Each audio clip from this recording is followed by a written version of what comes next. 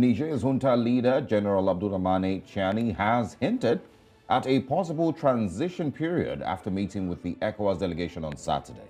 Now, during an address, he said the junta had no ambition to confiscate power, adding that the transition of power would not go beyond 3 years, but gave no details on the potential transition. According to him, the principles for the move would be decided within 30 days at a dialogue to be hosted by the ruling military council. He reiterated the junta's readiness to dialogue, stating that neither the National Council for the Safeguard of the Homeland nor the people of Niger want war. Let's now bring in this morning to join us in the conversation Anthony Ake. He's a security policy expert from the Center for Security Dialogue and Peace Law Advocacy. He joins us from Accra, Ghana. Good morning, and thank you for joining us. Good morning, my dear. All right. We'd like to hear your thoughts on, the ongoing uncomfortable conversation that we have to have, the drama going on in Niger, with ECOWAS now saying that they're not accepting the 3-year transition period that Niger has offered. We've seen the Nigerians go to the streets in protest, in solidarity for the Niger military. But we'd like to find out what your thoughts are on this. Well, I think that ECOWAS, that is actually what they call it, or that is what they call for. The point is that I'm very sure the delegation that was led by General Abubakar went in for a dialogue, but at the point in time, because the Gentiles believe that it got into the health estimate, they decided to go for the negotiation. And with negotiation, I think that ECOWAS should not take a position to win the negotiation, in the sense that at this very moment, the life of President Mohamed Bazoum is at stake.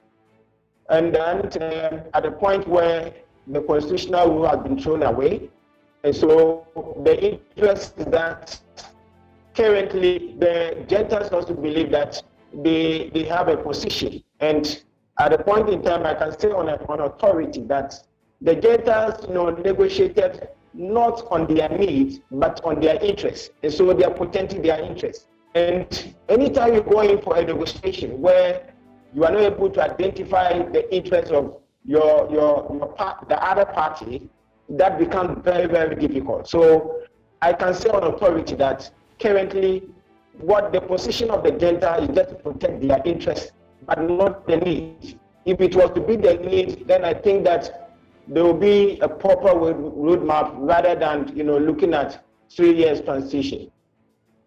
Yeah, so you don't believe in the whole idea of a 3-year transition. You think it's deceitful, and of course I'm sure you're aware that this is the way that it always goes in the coups in Burkina Faso and in Mali and in every other African country in the last 5 years. They pretty much have the same idea.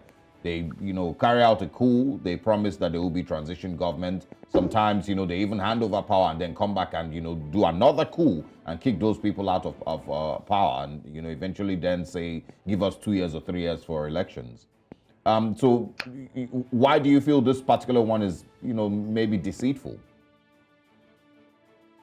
Well, I think that of course there are precedents with regard to Guinea, Mali and Burkina Faso, requesting for 3 years transition.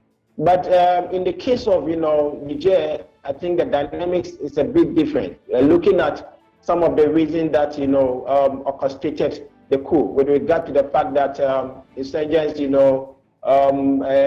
extremism within the vicinity or within the Sahel, and then some kind of, social and economic difficulties that their country is facing. So that probably should be the need of which the Gentiles, leverage on for the coup. And so if that is the case, and then there has been a negotiation between the ECOWAS and the Junta, then the negotiation should be on the need, which is actually what transpired or what causes or what orchestrated the coup. But I think that the position of the Junta at this moment is not the need of the country, but rather on their interest. That is that makes it very, very dicey, in the sense that if the negotiation was not done on the basis of the need of the country or Niger, it means that possibly after the 3 years, I'm very sure there can be, handover of power after the 3 years. All right. Also, does it matter that, I mean, I had spoken about this earlier, that we'll talk about democracy, we're talking about the will of the people superseding. Does it matter that it would seem that the majority of the Nigerians are in support of the military junta? We've seen them come out to the streets to protest en masse in support of the junta, saying they do not want war and they approve of that. Does it in any way matter what they want at this time? Well, I can tell you on authority that the Juntas have won the trust of the people based on, some of the reasons that they communicated with them that was orchestrated the coup. And so on their side, probably they might have the reason, they might have the need. That is, the citizen might have the need, but the Juntas are now the people who are leading them to ensure that their needs are met. But at this current moment, I think that the whole negotiation with ECOWAS and that of the Junta has been the interest of the Junta, but not the need. Because, like I said earlier, we can see clearly that based on the reasons which is the need that orchestrated the coup, I made mention of the socio-economic difficulties that Niger is facing. I made mention of the difficulties that the insecurity with regard to the insurgent extremism. These are major, reasons that what made mention. That is the internal factors. We have also the external factors with the likes of having France interests. All these factors comes in. Now, what on the side of ECOWAS, you can clearly see that their need is to make sure that democratic rule is being retained, and then the life of President Mohamed Bazoum is intact. These are the need of ECOWAS.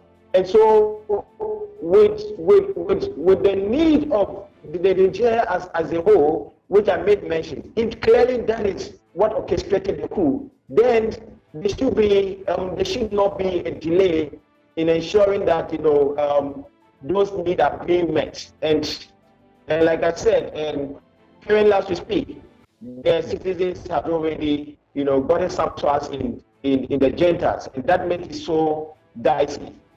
All right, Anthony, what happens next if these negotiations fail? If there's no middle ground between ECOWAS and the junta leaders, what do you think might happen next? Is ECOWAS still with the plan of military intervention? Would you advise that should be considered?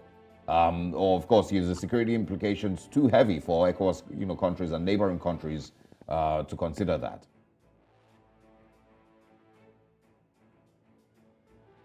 Can you hear me? Yes, we can. Go ahead. Hello? Yes. So I can tell you on authority that, please can you hear me? Yes, we can. Yes, please we can, go Anthony, ahead. go ahead.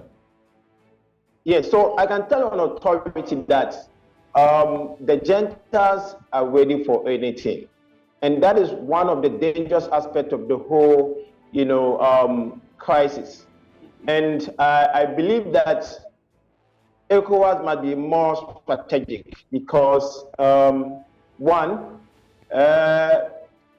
compared to other coups or other crises, for instance, if you look at what happened in Gambia, where ECOWAS used, the strategy of, the threat of military intervention, which, worked perfectly.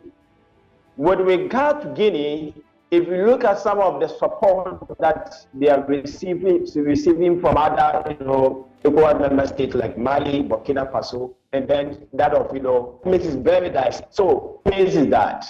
ECOWAS cannot position itself to win the negotiation. If they believe that at a point where the 3 years is too long, and they feel like going in for another negotiation by changing the leadership of the first negotiation. For instance, we had the leadership with regard to the delegation led by General the General. And if there's a need to go in for another negotiation, go further and see the years can be reduced. Now, apart from that, I think that ECOWAS have to press on with their negotiation, because at this very moment, that is where they have called it for, or that's what they call it. Because one, if you look at the sanctions that was placed on Niger, that has hardened the heart of the Junta leaders, and so they are in for everything, because as of now, for almost getting to 3 weeks now, their electricity have been cut off, and they have been blackouts, and they have been able to survive to this time. So they believe that even when there is a military intervention, because of the support of Mali and Burkina Faso and that of the mercenaries, they believe they can fight, the ECOWAS standby force.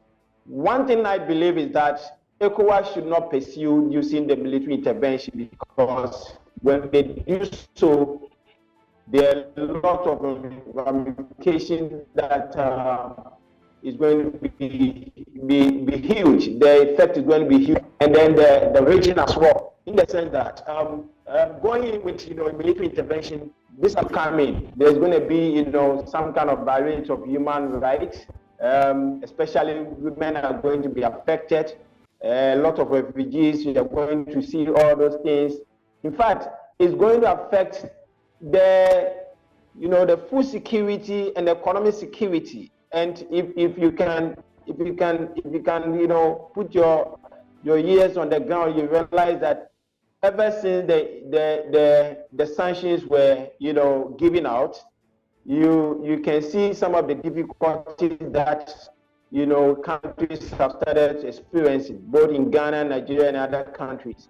A lot of trucks are being stuck, advised that food cannot be transported. If ECOWAS decide to use the military intervention, trust me, it's going to be a very big blow to the bloc. The sub-region. That the military intervention doesn't go through, and that we can find some form of agreement between Niger and ECOWAS. There's also reports of division between the Presidential Guard from some anonymous sources. But we, of course, are going to wait and eventually hope that we have better conversations from that region. Thank you so much, Mr. Ake, for joining us this morning on the show. Thank you, my dear. I'm very grateful. Okay.